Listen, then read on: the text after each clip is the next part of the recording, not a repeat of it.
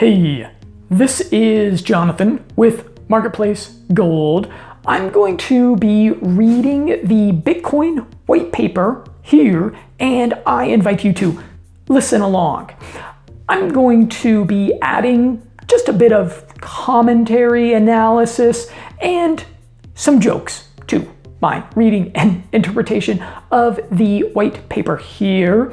So I invite your feedback, comments, and of course, praise of my jokes.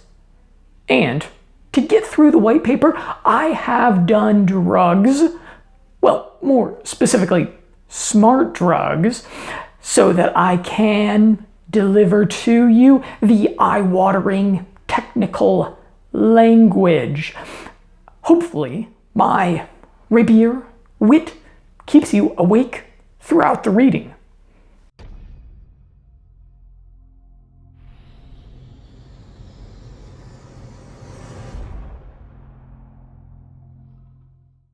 You're going to want to check out MarketplaceGOLD, which is my platform. It is a directory of businesses, organizations, large and small, accepting payment in Bitcoin and other cryptocurrencies. Below, wherever you are watching this, I have the directory linked where you can find all of those great folks out there accepting Bitcoin. You might appreciate that this reading is not punctuated with annoying ads. If so, please use MarketplaceGOLD to find vendors offering what you want or need and pay with crypto with them. My website is not a middleman to transactions. Don't worry, I don't want your money. It's just a place to find people to deal with. If you're an entrepreneur, business manager, freelancer, you can add a listing on the website describing all the great stuff that you have to offer. And if you take about 5-10 minutes to create a listing there, it is free, and whatever you have to offer for crypto will be available on the website to, I dare say, an illustrious class of customers. And you can, of course, specify which cryptos you accept, because you might be picky. You might not just want any old crypto. You might be a discriminating receiver of those hashed transactions. Well, enough about me and my website.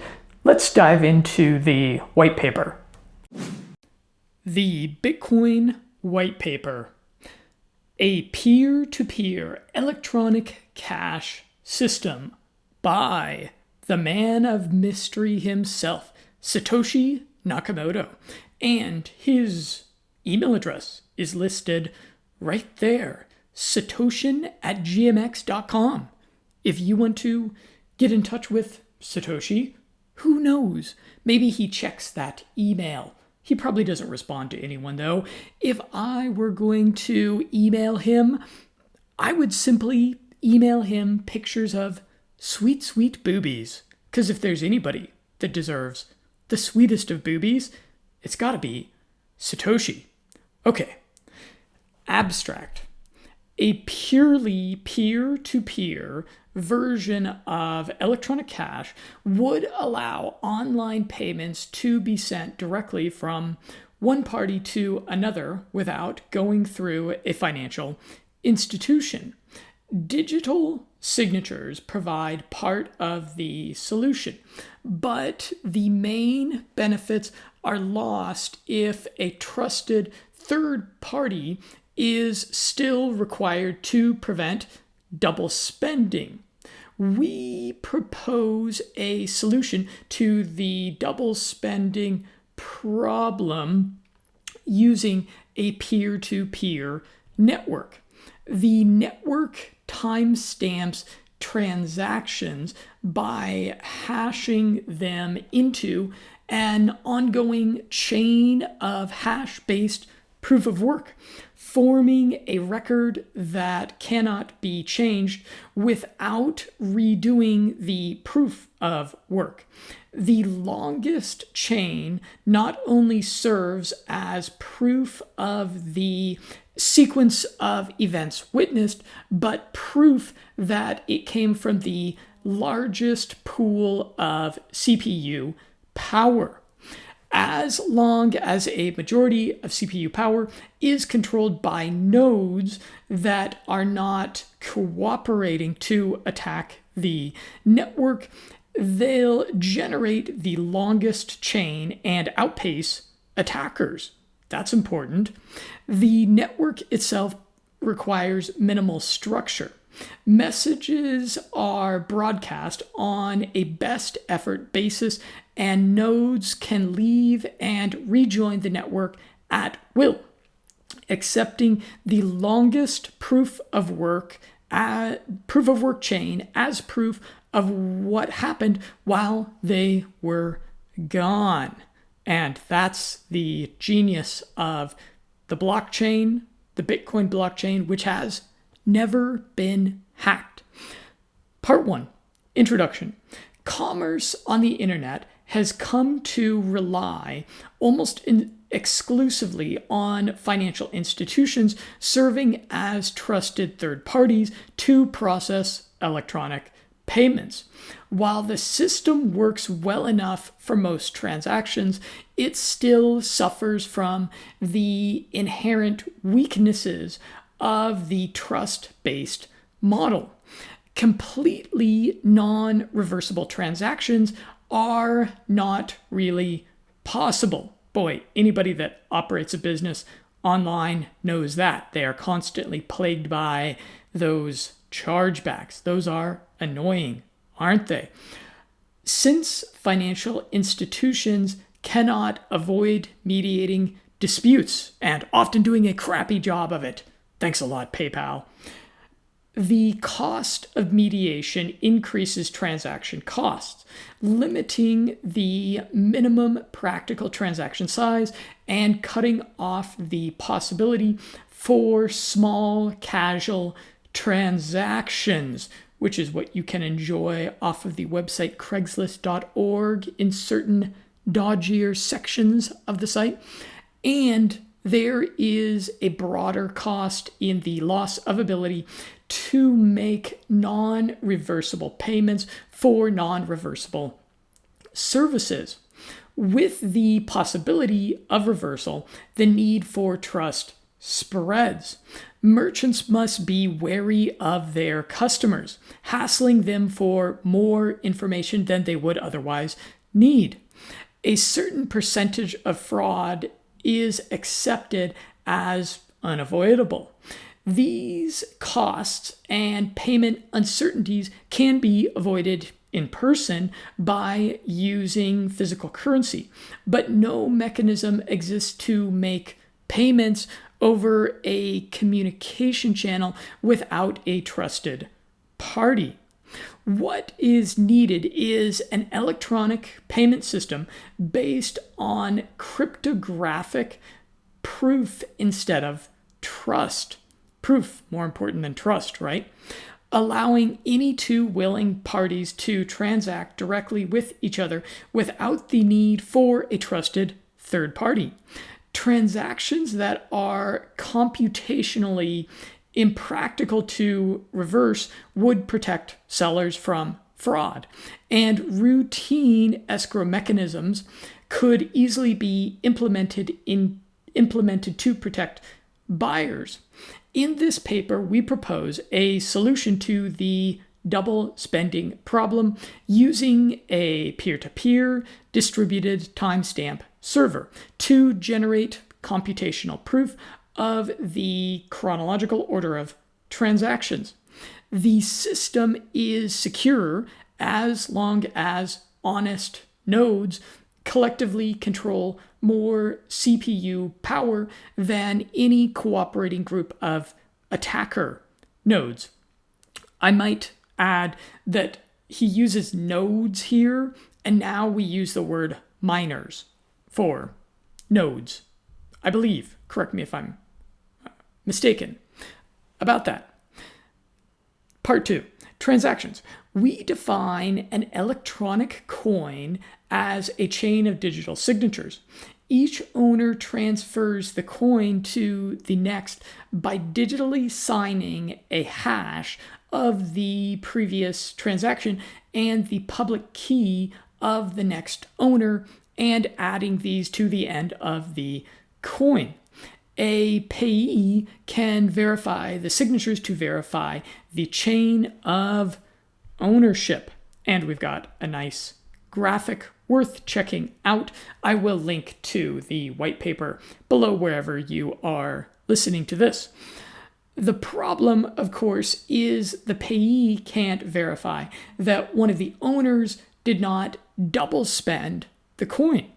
A common solution is to introduce a trusted central authority, or mint, that checks every transaction for double spending. After each transaction, the coin must be returned to the mint to issue a new coin, and only coins issued directly from the mint are trusted not to be double spent. The problem with this solution is that the fate of the entire money system depends on the company running the mint, with every transaction having to go through them, just like a bank. And banks are not the happiest places, are they? I once worked at a bank. I was a banker, and I downright hated that job. My favorite day of my entire career of being a banker was the day that we got robbed. That was pretty exciting. Back to the paper. We need a way for the payee to know that the previous owners did not sign any earlier transactions. For our purposes, the earliest transaction is the one that counts. So we don't care about later attempts to double spend. The only way to confirm the absence of a transaction is to be aware of all transactions. Important point. In the mint-based model, the mint was aware of all transactions and decided which arrived first. To accomplish this without a trusted third party, transactions must be publicly announced. And we need a system for participants to agree on a single history of the order in which they were received. The payee needs proof that at the time of each transaction, the majority of nodes agreed it was the first received. Part 3, timestamp server. The solution we propose begins with a timestamp server. A timestamp server works by taking a hash of a block of items to be timestamped and widely publishing the hash, such as in a newspaper or a Usenet post. Wow, that's a blast from the past. The timestamp proves that the data must have existed at the time, obviously, in order to get the hash.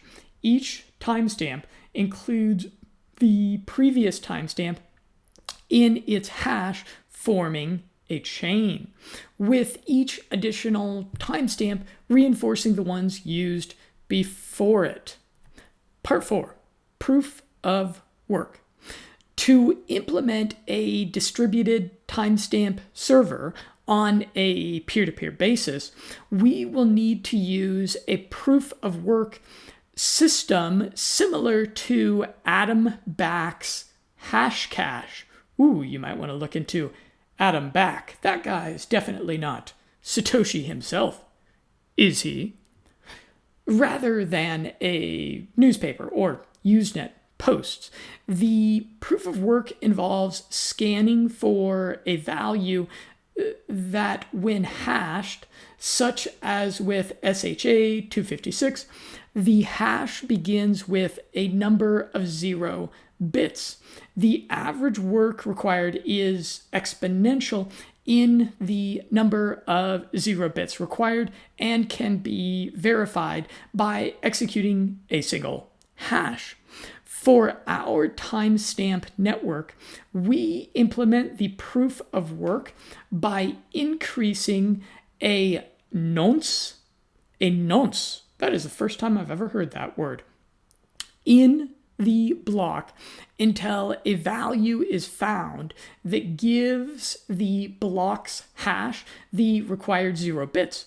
Once the CPU effort has been expanded to make it satisfy the proof of work, the block cannot be changed without redoing the work. As later blocks are chained after it, the work to change the block would include redoing all the blocks after it. The proof of work also solves the problem of determining representation in majority decision making. If the majority were based on one IP address, one vote, it could be subverted by anyone able to allocate many IP addresses. Proof of work is essentially one CPU, one vote. The majority decision is represented by its longest chain, which has the greatest proof of work effort invested in it. If a majority of CPU power is controlled by honest nodes, the honest chain will grow the fastest and outpace any competing chains. To modify a passed block, an attacker would have to redo the proof of work on the block and all blocks after it, and then catch up with and surpass the work of the honest nodes. We will show later that the probability of a slower attacker catching up diminishes exponentially as subsequent blocks are added. And this talk of slow attackers just reminds me of a time that I was once almost mugged in Colombia, and I just ran away from the guy, and he didn't manage to get me. Maybe that's what's going on here on the blockchain. There's a visualization for you to bring all this home. To compensate for increasing hardware speed and varying interest in running nodes over time, the proof of work difficulty is determined by a moving average targeting an average number of blocks per hour. If they're generated too fast, the difficulty increases. Part 5. The steps to run the network are as follows. 1. New transactions are broadcast to all nodes. 2. Each node collects new transactions into a block. 3. Each node works on finding a difficult proof of work for its block. 4. When a node finds a proof of work, it broadcasts the block to all nodes. 5. Nodes accept the block only if all transactions in it are valid and not already spent, importantly. And 6, nodes express their acceptance of the block by working on creating the next block in the chain using the hash of the accepted block as the previous hash. Nodes always consider the longest chain to be the correct one and will keep working on extending it. If 2 nodes broadcast different versions of the next block simultaneously, some nodes may receive one or the other first. In that case, they work on the one they received, but save the other branch in case it becomes longer. The tie will be broken when the next proof of work is found and one branch becomes longer. The nodes that were working on the other branch will then switch to the larger one. Problem solved. Bada bing, bada boom. New transaction broadcasts do not necessarily need to reach all nodes. As long as they reach many nodes, they will get into a block before long. Block broadcasts are also tolerant of dropped messages.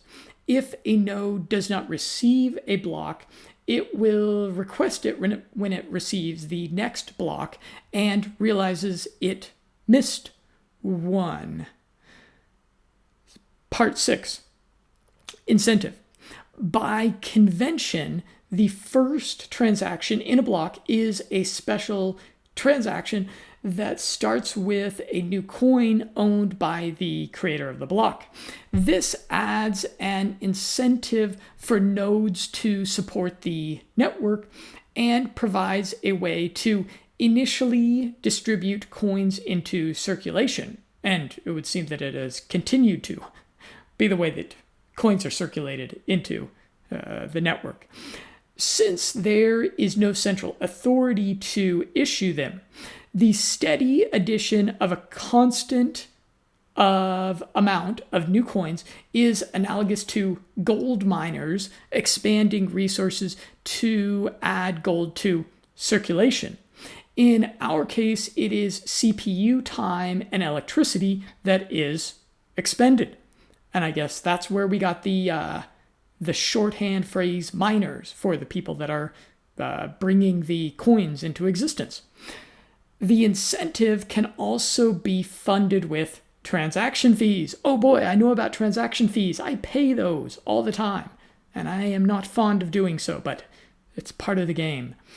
If the output value of a transaction is less than its input value, the difference is a transaction fee that is added to the incentive value of the block containing the transaction. Once a predetermined number of coins have entered circulation, the incentive can transition entirely to transaction fees and be completely inflation free. The incentive may help encourage nodes to stay honest. If a greedy attacker is able to assemble more CPU power than all the honest nodes, he would have to choose between using it to defraud people by stealing back his payments or using it to generate new coins. He ought to find it more profitable to play by the rules, such rules that favor him with more new coins than everyone else combined, than to undermine the system and the validity of his own wealth. So that's very insightful into human nature, isn't it? That's the white paper is accounting for the undeniably evolutionary nature of the way us humans operate in the financial environment. Step 7, reclaiming disk space. Once the latest transaction in a coin is buried under enough blocks, the spent transactions before it can be discarded to save disk space. To facilitate this without breaking the block's hash, transactions are hashed in a Merkle tree, which just makes me think of that old lady running Germany and Europe by extent. With only the root included in the block's hash, old blocks can then be compacted by stubbing off branches of the tree. The interior hashes do not need to be stored. Great. A block header with no transactions would be about 80 bytes. If we suppose blocks are generated every 10 minutes, then 80 bytes times 6 times 24 times 365 equals 4.2 megabytes per year. Rather small, right? With computer systems typically selling with 2 gigabyte of RAM as of 2008, and Moore's law predicting current growth of 1.2 gigabytes per year, storage should not be a problem, even if the block headers must be kept in memory. And I guess your prediction proved fruitful in this case. Section 8, simplified payment verification. It is possible to verify payments without running a full network node. A user only needs to keep a copy of the block headers of the longest proof of work chain, which he can get by querying network nodes until he's convinced he has the longest chain, and obtain the Merkle branch linking the transaction to the block it's timestamped in. He can't check the transaction for himself, but by linking it to a place in the chain, he can see that a network node has accepted it, and blocks added after it confirm the network has accepted it. As such, the verification is reliable as long as honest nodes control the network, but is more vulnerable if the network is overpowered by an attacker. While network nodes can verify transactions for themselves, the simplified method can be fooled by an attacker's fabricated transactions for as long as the attacker can continue to overpower the network. One strategy to protect against this would be to accept alerts from network nodes when they detect an invalid block, prompting the user's software to download the full block and alerted transactions to confirm the inconsistency. Businesses that receive frequent payments will probably still want to run their own nodes for more independent security and quicker verification. Section 9, combining and splitting value. Although it would be possible to handle coins individually, it would be unwieldy to make a separate transaction for every cent in a transfer. To allow value to be split and combined, transactions contain multiple inputs and outputs. Normally, there will be either a single input from a larger previous transaction or multiple inputs combining smaller amounts, and at most 2 outputs, one for the payment and one returning the change, if any, back to the sender. It should be noted that fan out, where a transaction depends on several transactions, and those transactions depend on many more, is not a problem here. There is never the need to extract a complete standalone copy of a transaction's history. Part 10, privacy. The traditional banking model achieves a level of privacy by limiting access to information to the parties involved and the trusted third party. The necessity to announce all transactions publicly precludes this method, but privacy can still be maintained by breaking the flow of information in another place, by keeping public keys anonymous. That's an important thing, guys. Lots of people, this is a lesson that many people have learned in an expensive manner. The public can see that someone is sending an amount to someone else, but without information linking the transaction to anyone. As President Obama famously said, I think, that blockchain means everyone is now walking around with a Swiss bank account in their pocket. This is similar to the level of information released by stock exchanges, where the time and size of individual trades, the quote-unquote tape, is made public without telling who the parties were. And then there's a graphic there that shows how blockchain is basically doing it without a middleman, which is cool.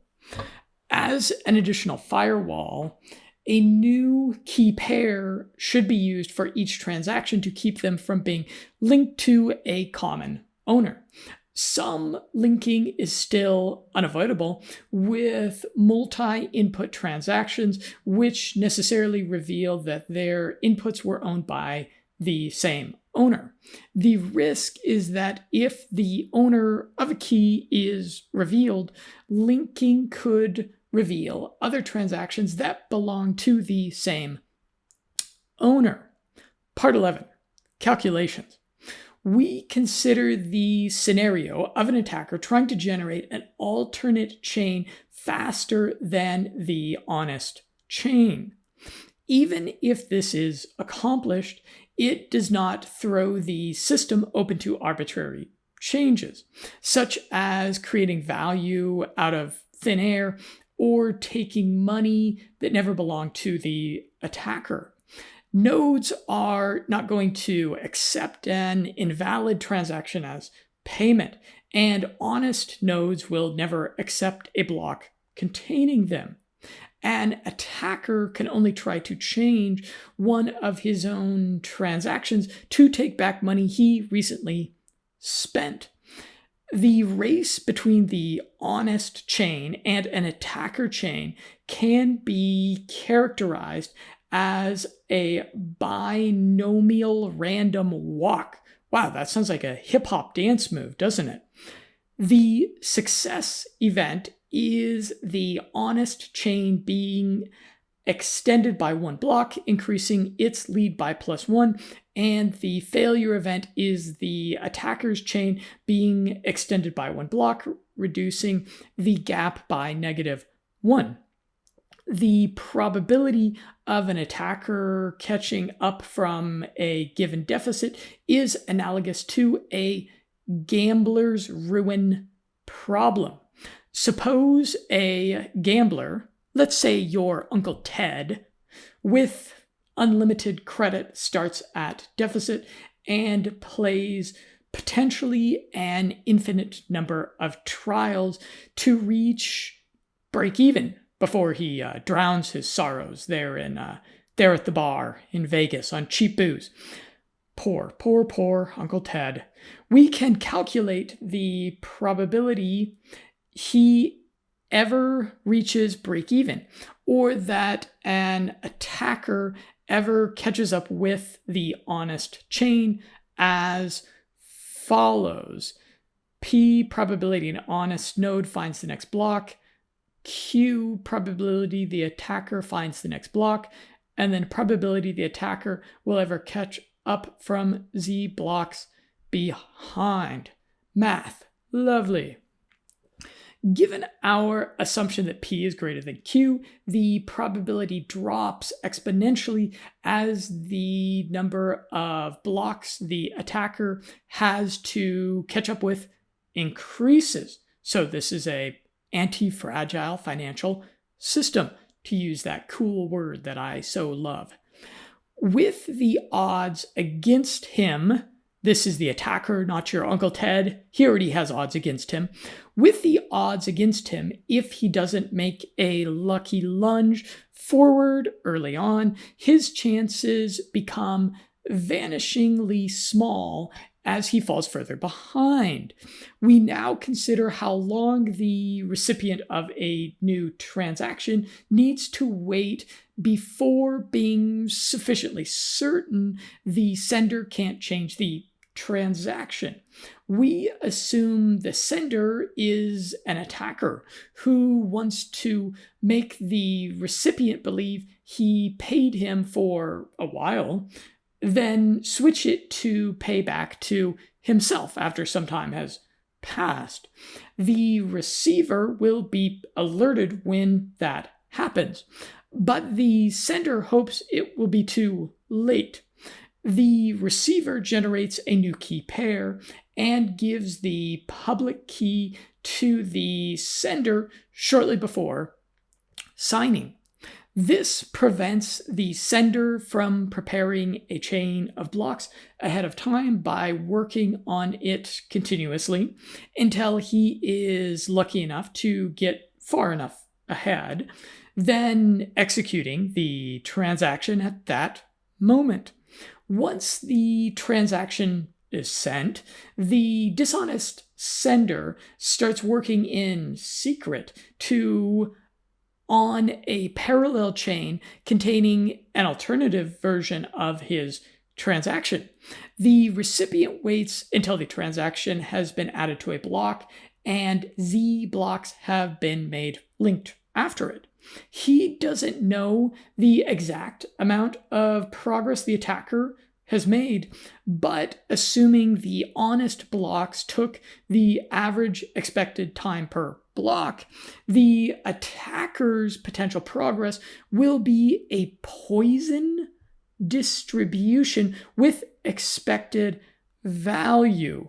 And I'm wondering, poison, he's spelling poison with two S's, and a capital P, so that probably is not talking about poison in the way that we think about it. To get the probability that the attacker will catch up now, we multiply the poison density for each amount of progress he could have made by the probability he could catch up from that point. Rearranging to avoid summing the infinite tail of the distribution. Infinite tail. That sounds to me like maybe a pickup artist course. And then we've got some computer code, an exposition of what this poison infinite tail looks like in C code. Running some results, we can see the probability drop off exponentially with Z. And we'll move to part 12 of the white paper, conclusion. We're almost there, guys and gals. We have proposed a system for electronic transactions without relying on trust. Bravo. Bravissimo, Satoshi. You did it. We started with the usual framework of coins made with digital signatures, which provides strong control of ownership, but is incomplete without a way to prevent double spending. To solve this, we proposed a peer-to-peer network using proof of work to record a public history of transactions that quickly becomes computationally impractical for an attacker to change if honest. Nodes control a majority of CPU power. The network is robust in its unstructured simplicity. Unstructured simplicity. Love it. Nodes work all at once with little coordination. They do not need to be identified since messages are not routed to any particular place and only need to be delivered on a best effort basis. Nodes can leave and rejoin the network at will, accepting the proof of work chain as proof of what happened while they were gone. They vote with their CPU power, expressing their acceptance of valid blocks by working on extending them and rejecting invalid blocks by refusing to work on them. Any needed rules and incentives can be enforced with this consensus mechanism. And then we move on to the references, and I'm curious what's in their design of a secure timestamping service with minimal trust requirements, how to timestamp a digital document, improving the efficiency and reliability of digital timestamping, secure names for bit strings. Bit strings, just not quite as catchy as Bitcoin. Hash, a denial of service countermeasure, protocols for public crypto systems, and then the very earliest footnote was an introduction to probability theory and its applications. 1957, W. Feller. I bet Mr. Feller never would have imagined what all ensued here. So that's my reading of the Bitcoin white paper. It is a dense document. I'm not quite sufficiently academic or cryptographically adroit to interpret and understand all of it. I see how the focus on creating an anti-fragile system is based around creating a incentive whereby attackers, as he calls them, or the bad actors, it actually becomes more profitable for bad actors to just be lending their computational resources to the network itself. And this is what has resulted in the Bitcoin network, which, as far as I understand it, has never been hacked. And I know that it is used in malicious ways. People doing criminal financial enterprises use Bitcoin, of course. But as far as people hacking the network itself, it simply doesn't make sense financially. So the bad actors don't even try, which, just kind of makes you think about the rest of society. How could we structure the rest of society, the rest of human interactions, so that even for bad actors, which are inevitable out there, so that even for them, it would be more profitable, it would be probabilistically a more successful endeavor to be contributing to the system as opposed to trying to hack it. That's something to think about, isn't it? Well, in closing, I would again just invite you to go and check out the page on MarketplaceGOLD that's linked below wherever you are listening to this, where I have a geodirectory of businesses, large and small organizations, along with freelancers that are accepting Bitcoin as payment. And I certainly hope to be a part of a world where one day every business accepts Bitcoin. I'm Jonathan with MarketplaceGOLD, looking forward to a continued conversation with you.